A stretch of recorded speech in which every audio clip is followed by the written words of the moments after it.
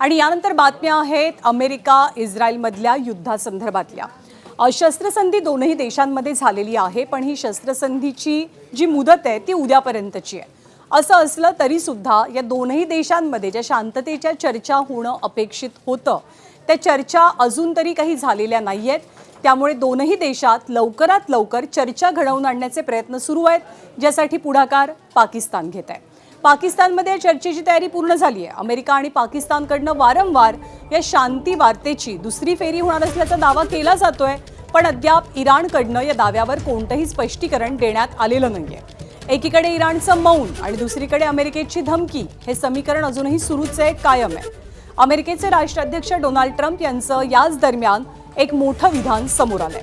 युद्धबंदीची मुदत किंवा शस्त्रसंधीची मुदत वाढवण्याच्या कोणत्याही मनस्थितीत नसल्याचं ट्रम्प यांनी जाहीर केलं। जर इराणसोबत कोणताही करार झाला नाही तर हल्ले पुन्हा एकदा सुरू करू, असंही ट्रम्प म्हणतात। शिवाय हॉर्मुझवरती अमेरिकेचं पूर्ण नियंत्रण असल्याचा दावा सुद्धा ट्रम्प यांनी केलाय।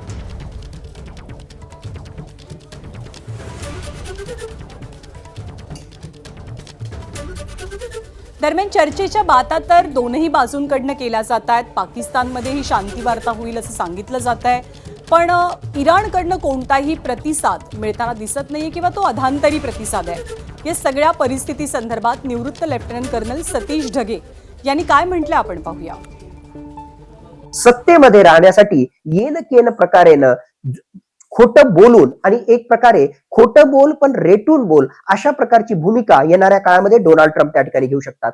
एकूणच ब्युरोक्रेसी वर्ग, त्यातल्या त्यात नोकरशहा वर्ग, CIA संबंधित असेल, आर्म्ड फोर्सेसशी संबंधित असतील किंवा अमेरिकेच्या न्याय व्यवस्थेतील सिनियर अधिकारी असतील, त्यांना येणाऱ्या काळामध्ये बळीचा बकरा बनवण्याचा प्रयत्न हा नक्कीच डोनाल्ड ट्रम्प या ठिकाणी करू शकतात। कारण डोनाल्ड ट्रम्प हे स्वतः अयशस्वी झाले हे कधीच प्रोजेक्ट करणार नाहीत, तर त्यांचा जो गोतावळा आहे, त्यांच्या सभोवतालचे जे लोक आहेत ते कसे चुकीचे होते हेच सांगण्याचा प्रयत्न वेळोवेळी डोनाल्ड ट्रम्प हे येणाऱ्या काळामध्ये करताना आपल्याला दिसून येऊ शकतात।